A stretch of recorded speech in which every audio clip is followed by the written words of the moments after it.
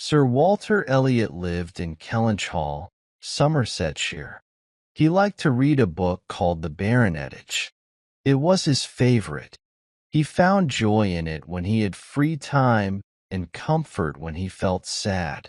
When he read about the old titles and families, he felt admiration. Even if he was upset about family matters, reading The Baronetage made him feel better. He especially liked reading about his own family history.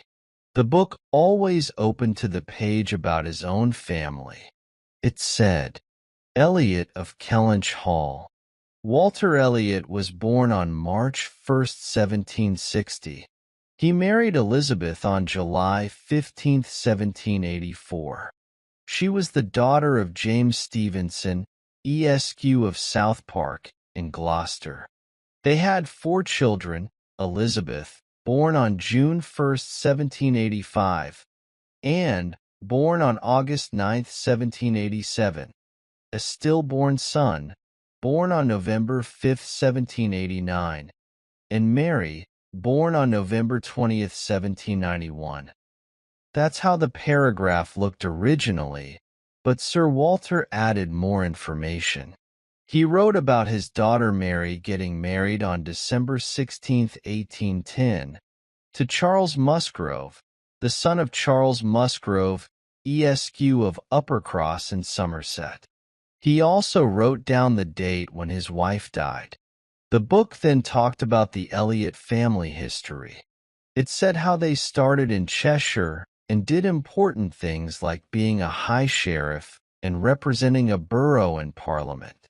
It also mentioned their loyalty and dignity. Sir Walter wrote some more about Kellynch Hall, where they lived. He mentioned that William Walter Elliot was the next in line to inherit everything. Sir Walter was very vain. He thought he was very handsome even though he was 54 years old. He cared a lot about how he looked and his position in society. He believed that being handsome was almost as good as being a baronet. So, Sir Walter loved himself a lot. His good looks and his rank were the only good things about him. He didn't deserve a wife as good as Lady Elliot. She was excellent, sensible, and kind. Even though she made a mistake by marrying him when she was young, she never made any other mistakes afterwards. She tolerated his flaws, helped him become respectable, and took care of their family for 17 years. Even though she wasn't very happy herself, she found joy in her duties, friends, and children. She had 3 daughters, the oldest being 16 and the youngest 14. It was a big responsibility for her to leave her daughters to the care of their proud and silly father when she died. But she had a very good friend, Lady Russell, who lived nearby in Kellynch Village. Lady Elliot relied on her friend's advice and kindness to help raise her daughters with good principles and teachings. Lady Elliot and Sir Walter didn't get married, even though some people might have thought they would.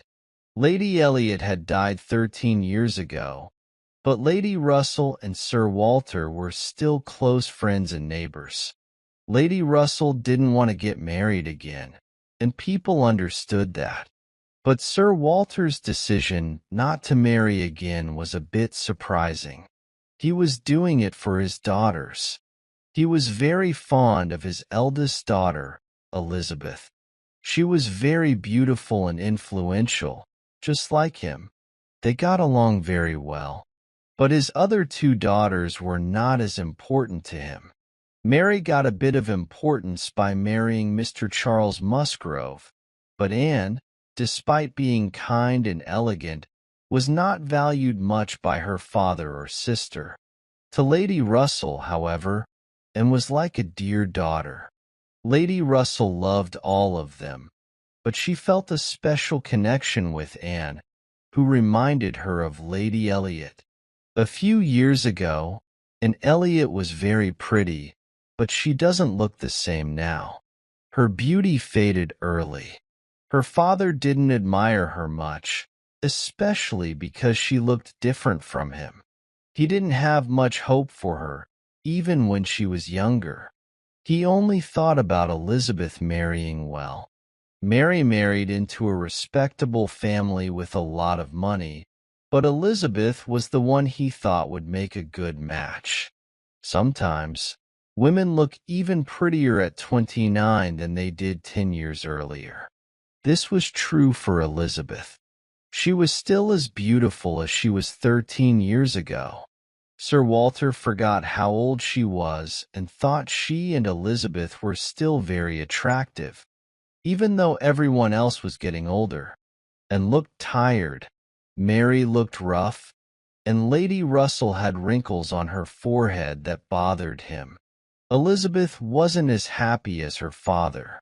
She had been in charge of Kellynch Hall for 13 years. She made decisions and rules at home, and she led the way in social events. She remembered all of this and knew she was 29. She still felt as pretty as before, but she worried about getting older.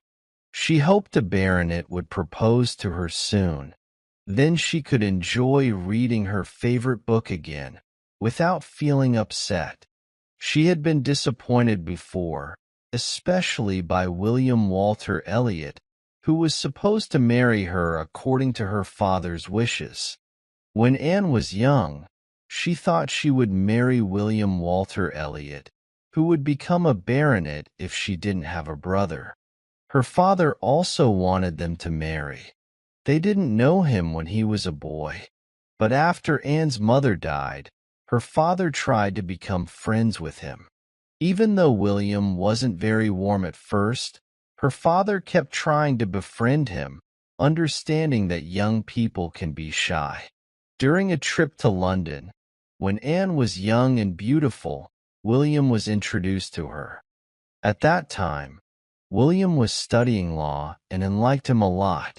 He was invited to their home, but he never came. The next spring, he was seen in town again, and everyone thought he would come visit them, but he didn't. Later, they found out he had gotten married to a rich woman who wasn't from a noble family. Anne's father was upset about this. He felt like William should have asked him before getting married, especially since he had publicly shown support for William. He mentioned they were seen together in a couple of places. Anne's father expressed his disapproval, but William didn't seem to care. He didn't try to apologize and didn't want to be part of their family anymore. So, they stopped being friends with him. Elizabeth was still angry at Mr. Elliot, even after several years. She had liked him because he was her father's heir, and she thought he would be a good match for her. She couldn't think of anyone else who would be as suitable for her as he was. But he had behaved very badly, and even though Elizabeth was wearing black ribbons for his wife, she couldn't forgive him. His first marriage might have been forgivable, but he had done something even worse. He had spoken disrespectfully about her family and their heritage, which was unacceptable. This is how Elizabeth felt. She had to deal with these feelings while living a quiet and elegant life in the countryside. There wasn't much excitement, and she didn't have many useful skills to occupy her time. But now, Elizabeth had another worry on her mind. Her father was having money problems.